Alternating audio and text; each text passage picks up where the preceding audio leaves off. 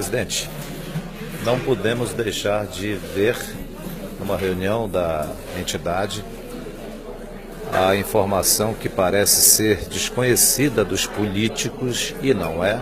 Nós temos 8 deputados federais, desses 8, 6 livraram o Temer. E essa lei complementar que, dentre as frases que o senhor colocou, é um dos momentos mais tristes da Zona Franca de Manaus. Eu gostaria que o senhor explanasse um pouco isso para o nosso internauta do Amazonas Atual.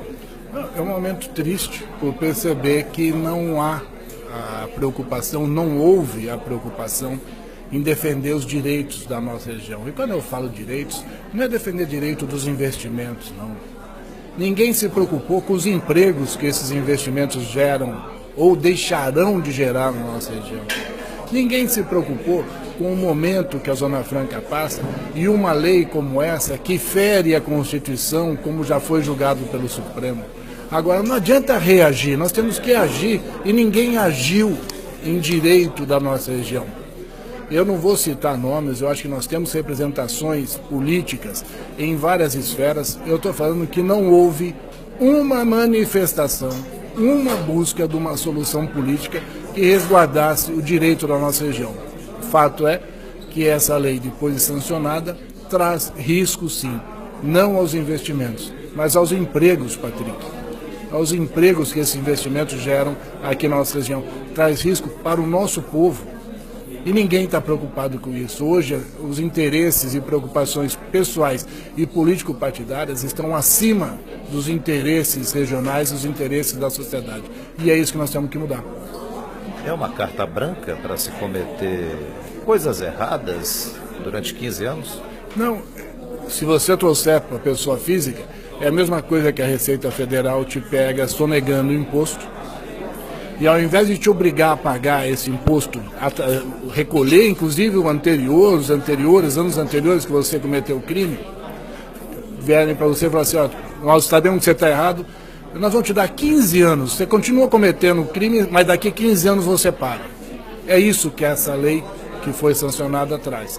Essa lei complementar, ela altera a Constituição para legalizar a ilegalidade que foi detectada pelo Supremo. E isso fere os direitos da nossa região e ninguém foi defender. Um dos membros, durante o encontro do CEAM, sugeriu, e aí, vamos entrar com uma DIN, cabe mais uma DIN? A fala do senhor foi mais uma? Não, porque essa briga já é de muitos anos.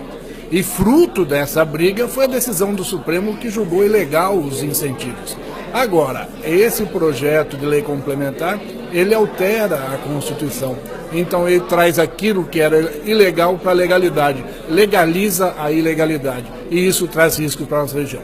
O senhor também conclamou as pessoas a fazerem sua parte, a não se calarem, a não concordarem e disse uma frase. Todos esses que estão aí, sem citar nome nenhum, o senhor deixou bem claro, não representam o senhor.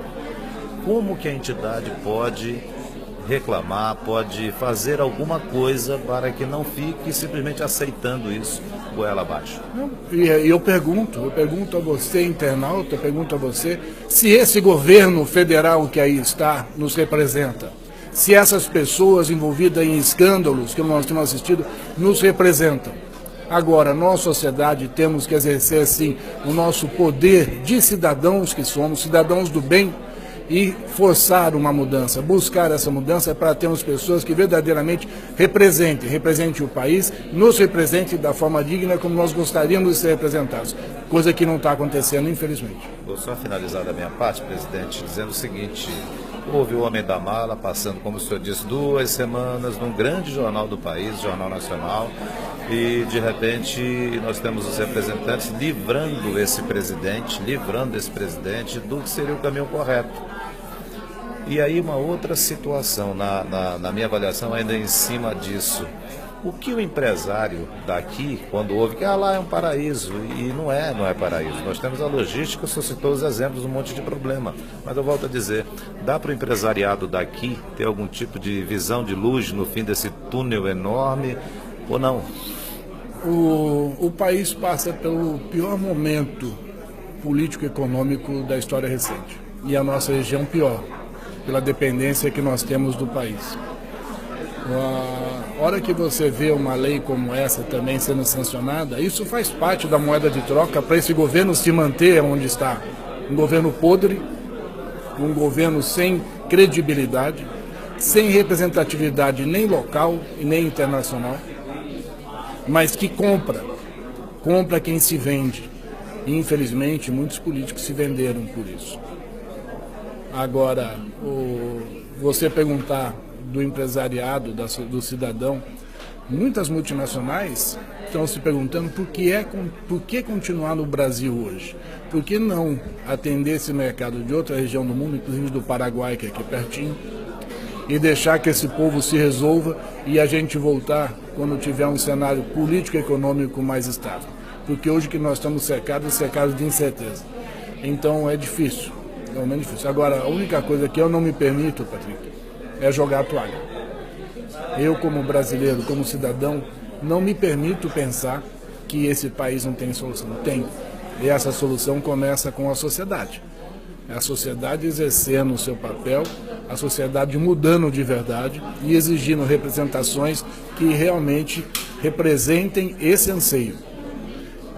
Pessoas no poder público, pessoas nos governos municipais, estaduais e federais que realmente representem o anseio da sociedade e não o interesse de meia dúzia. Há um valor financeiro por conta desse outro assunto aí da lei complementar, em termos de prejuízos, isso é incalculável? O maior prejuízo é social, o risco aos empregos. E o pior, e ninguém fez conta, porque essas pessoas que hoje estão empregadas ainda têm algum benefício. Plano de saúde, transporte, alguns têm auxílio educação. A hora que perde emprego, vão buscar isso no serviço público. Um serviço que já é de péssima qualidade e com o aumento da demanda tende a ficar pior. Você não vê governo, prefeitura, governo federal cortando gastos. Você vê cortando orçamento. Cortar orçamento é cortar recurso de um serviço que tem que ser prestado. Um serviço que já é ruim, com menos recurso, com maior demanda, vai ficar ainda pior.